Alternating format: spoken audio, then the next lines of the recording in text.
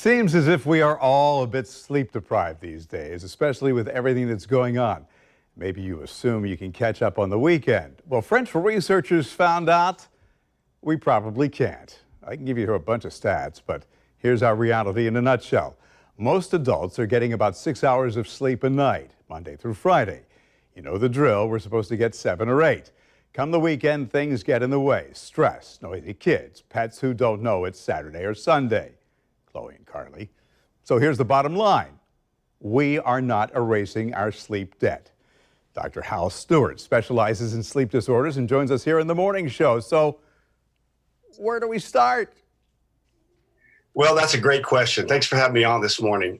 This is a serious issue, and I always liken it to a good analogy is your diet. If you ate really bad 5 days a week and then tried to make up for it by a couple of days of eating healthy, cumulatively over time, that's not healthy for you. So what I like to see and what I emphasize with my patients is 5 or 6 really good nights of sleep. Obviously 7 nights a week would be perfect, but we're going to give people a break. They've got weddings to go to, they go out, they go on vacation.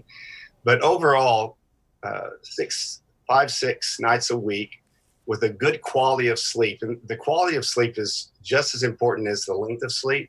So a minimum of 6 hours to 8 hours. So I just use 7 hours of good quality sleep, 5 to 6 nights a week, and you're good to go. And unfortunately, that doesn't happen with most people. Yeah. And they do think they can make it up on the weekends, but you just can't do that. Yeah.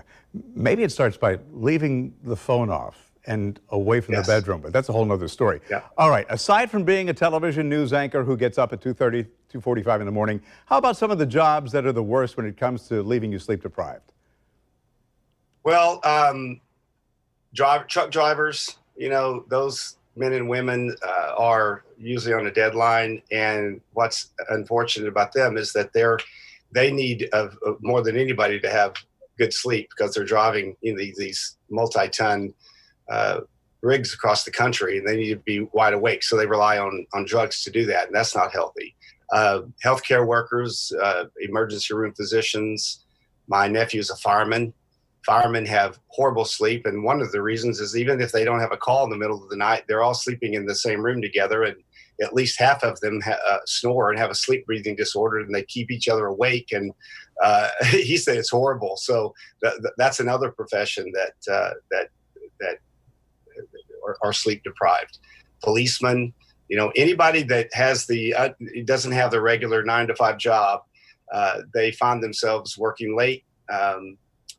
Getting off the circadian rhythm, and it's a difficult situation. There are ways to normalize whatever you're doing, no matter whatever your profession is. 6, 7 hours, 8 hours of sleep is the ideal. Whether you get it, ideally you want to get it in the evening, throughout the middle of the night into the morning, but not everybody can do that. So whatever your schedule is, your bedtime is your bedtime, and that's a sacred time, whatever time that is. And there's certain procedures that you can go through before you go to sleep that will help you sleep better and give good quality sleep. So some people think a nap will erase the sleep debt, but nah. No. But this isn't just about being tired. It can lead to an array of bigger health issues. Right, exactly. So the majority of sleep breathing disorders are just that. They're breathing disorders. There's over 30 sleep disorders, but the most common are due to restricted airway. And that's really what I specialize in helping people breathe better by making their airway bigger. Obstructive sleep apnea. That's a very dangerous condition. And it's an epidemic in this country. And it doesn't just affect middle-aged men who are overweight. It affects people of all ages, and it's something that can be easily identified, and it's something that can be easily treated.